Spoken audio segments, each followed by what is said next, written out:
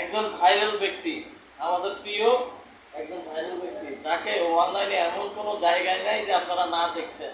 প্রত্যেকটা ভিডিওতে কিন্তু ওকে দেখছেন, যে চট্টগ্রাম মেডিকেলের সামনে পড়েছিল অসুস্থ অবস্থায়। তার মুখে মানে ভাষা প্রকাশ করা যাবে না, এত পোকা ছিল, অনেক অসুস্থ ছিল। কেউ বলে নাই যে ও বাঁচবে। আলহামদুলিল্লাহ, আল্লাহ পাকের অসীম দয়ায় ও বেঁচে গেছে। এখন ও দিব্যি সুস্থ, ওর পরিচয় পাওয়া গেছে। সবাই দোয়া করবেন ওর জন্য। এই মানুষটার জন্য আমি ছুটে এসেছিলাম,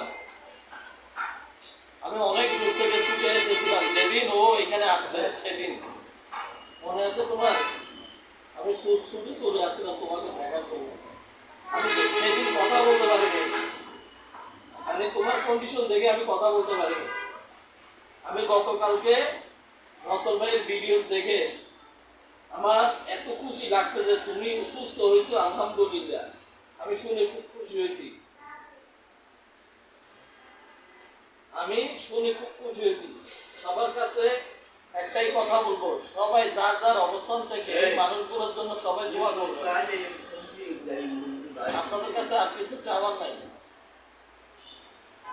আপনাদের কাছে টাকা চাচ্ছি না, পয়সা চাচ্ছি না, শুধু আমাদের ভিডিওগুলো দেখবেন, একটু লাইক শেয়ার কমেন্ট করবেন।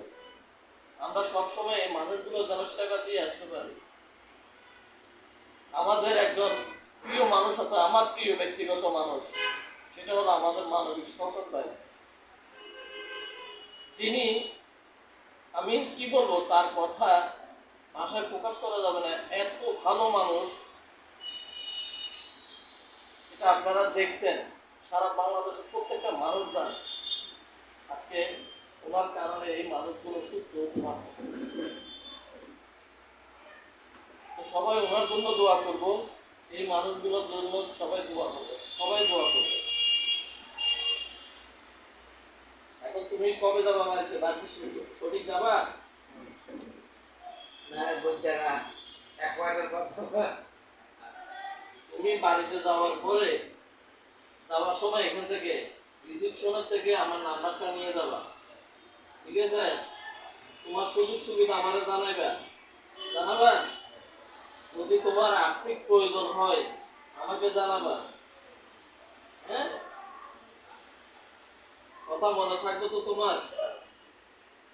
তোমার যদি আর্থিক প্রয়োজন হয়, কোনো সহযোগিতার প্রয়োজন হয়, আমাকে বলবো। এটা তোমার কাছে অনুরোধ থাকবে। তো যারা এই মুহূর্তে আমাদের এই ভিডিওটা দেখছেন, সবাই একটু আমাদের ভিডিওগুলো লাইক শেয়ার কমেন্ট করবেন, আমরা যেন মানবিক কাজগুলো করতে পারি। সবার কাছে দোয়া চাই।